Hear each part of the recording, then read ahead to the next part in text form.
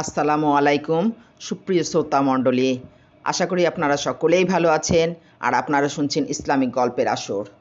আজকে আপনাদের সামনে হাজির হয়েছি কুরআনুল কারিমের সূরা জারিয়াত নিয়ে। এটি কুরআনের ৫১ নম্বর সূরা। এর আয়াত সংখ্যা ৬০টি, রুকু ৩, মক্কি সূরা। দয়াময় পরম দয়ালু আল্লাহর নামে শুরু করছি। শপথ ধূলিঝঞ্ঝার, শপথ বোঝা বহনকারী মেঘপুঞ্জের, শপথ স্বচ্ছন্দগতি নৌযানের, শপথ কর্মবণ্টনকারী ফিরিস্তাগণের।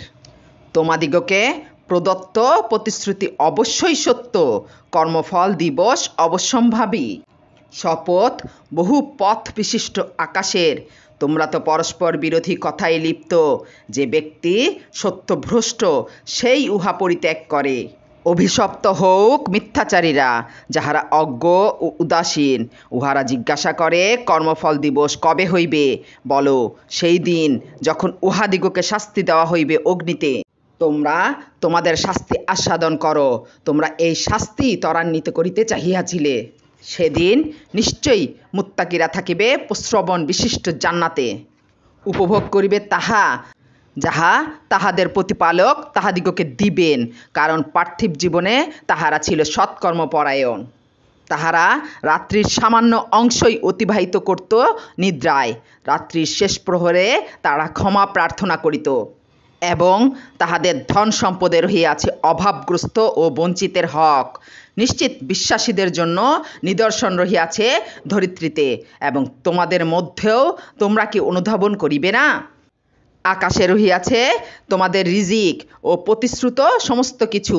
আকাশ ও পৃথিবীর প্রতিপালকের শপথ, অবশ্যই তোমাদের বাক স্ফূর্তির মতোই এই সকল সত্য। তোমার নিকট ইব্রাহিমের সম্মানিত মেহমানদের বৃত্তান্ত আসিয়াছে কি? যখন উহারা তাহার নিকট উপস্থিত হইয়া বলিল, সালাম, উত্তরে সে বলিল, সালাম, ইহারা তো অপরিচিত লোক।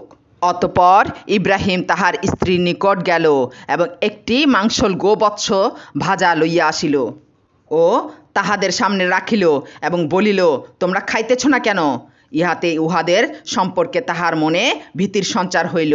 উহারা বলিল, ভীত হইও না। অতঃপর উহারা তাহাকে এক জ্ঞানী পুত্র সন্তানের সুসংবাদ দিল।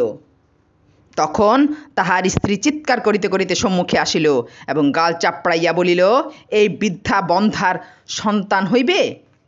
তাহারা বলিল, তোমার প্রতিপালক এইরূপই বলিয়াছেন, তিনি প্রজ্ঞাময় সর্বজ্ঞ। ইব্রাহিম বলিল, হে ফিরেশতাগণ, তোমাদের বিশেষ কাজ কি? উহারা বলিল, আমাদিগকে এক অপরাধী সম্প্রদায়ের প্রতি প্রেরণ করা হইয়াছে, উহাদের ওপর নিক্ষেপ করিবার জন্য মাটির শক্ত ঢেলা, যাহা সীমালঙ্ঘনকারীদের জন্য চিহ্নিত তোমার প্রতিপালকের নিকট হইতে।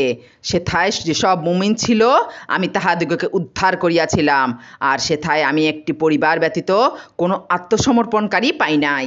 যাহারা মর্মন্তুদ শাস্তিকে ভয় করে আমি তাহাদের জন্য উহাতে একটি নিদর্শন রাখিয়াছি, এবং নিদর্শন রাখিয়াছি মুসার বৃত্তান্তে, যখন আমি তাহাকে স্পষ্ট প্রমাণসহ ফিরাউনের নিকট প্রেরণ করিয়াছিলাম।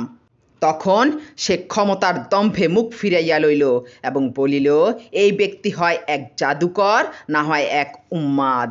সুতরাং আমি তাহাকে ও তাহার দলবলকে শাস্তি দিলাম এবং উহাদের সমুদ্রে নিক্ষেপ করিলাম। সে তো ছিল তিরস্কারযোগ্য। এবং নিদর্শন রহিয়াছে আদের ঘটনায়, যখন আমি তাহাদের বিরুদ্ধে প্রেরণ করিয়াছিলাম অকল্যাণকর বায়ু। ইহা যাহা কিছুর ওপর দিয়া বহিয়া গিয়াছিল তাহাকেই চূর্ণ বিচূর্ণ করিয়া দিয়াছিল। আরও নিদর্শন রহিয়াছে সামুদের বৃত্তান্তে, যখন তাহাদিগকে বলা হইয়াছিল, ভোগ করিয়া লও স্বল্পকাল, কিন্তু উহারা উহাদের প্রতিপালকের আদেশ অমান্য করিল, ফলে উহাদের প্রতি বজ্রাঘাত হইল এবং উহারা উহা দেখিতেছিল। উহারা উঠিয়া দাঁড়াইতে পারিল না এবং উহা প্রতিরোধ করিতেও পারিল না। আমি ধ্বংস করিয়াছিলাম ইহাদের পূর্বে নূহের সম্প্রদায়কে, উহারা তো ছিল সত্যত্যাগী সম্প্রদায়। আমি আকাশ নির্মাণ করিয়াছি আমার ক্ষমতা বলে, এবং আমি অবশ্যই মহাসম্প্রসারণকারী। আর ভূমি আমি উহাকে বিছাইয়া দিয়াছি, আমি কত সুদূর প্রসারণকারী। আর প্রত্যেক বস্তু আমি সৃষ্টি করিয়াছি জোড়ায় জোড়ায়, যাহাতে তোমরা উপদেশ গ্রহণ করো।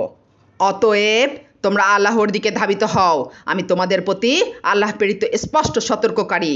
তোমরা আল্লাহর সঙ্গে কোনো ইলাহ স্থির করিও না, আমি তোমাদের প্রতি আল্লাহ প্রেরিত স্পষ্ট সতর্ককারী। এইভাবে উহাদের পূর্ববর্তীদের নিকট যখনই কোনো রাসূল আসিয়াছে, উহারা তাহাকে বলিয়াছে, তুমি তো এক জাদুকর, না হয় এক উন্মাদ। উহারা কি একে অপরকে এই যন্ত্রণায় দিয়া আসিয়াছে? বস্তুত উহারা সীমালঙ্ঘনকারী সম্প্রদায়। অতএব তুমি উহাদিগকে উপেক্ষা করো, ইহাতে তুমি অভিযুক্ত হইবে না। তুমি উপদেশ দিতে থাকো, কারণ উপদেশ মুমিনদেরই উপকারে আসে। আমি সৃষ্টি করিয়াছি জিন এবং মানুষকে এই জন্য যে তাহারা আমারও ইবাদত করিবে। আমি উহাদের নিকট জীবিকা চাহি না, এবং ইহাও চাহি না যে উহারা আমার আহার্য যোগাইবে। আল্লাহই তো রিজিক দান করেন, এবং তিনি প্রবল পরাক্রান্ত। জালিমদের প্রাপ্য তাহাই যাহা অতীতে উহাদের সমমতাবলম্বীরা ভোগ করিয়াছে, সুতরাং উহারা ইহার জন্য আমার নিকট যেন তরা না করে। কাফিরদের জন্য দুর্ভোগ তাহাদের সেই দিনের, যেই দিনের বিষয়ে উহাদিগকে সতর্ক করা হইয়াছে। এতক্ষণ কুরআনুল কারীমের সূরা জারিয়াতের অর্থ শোনানো হইল। প্লিজ পাশে থাকবেন, সাপোর্ট করবেন। আর যদি একটুও ভালো লেগে থাকে, লাইক, কমেন্ট, শেয়ার এবং সাবস্ক্রাইব করবেন। আসসালামু আলাইকুম।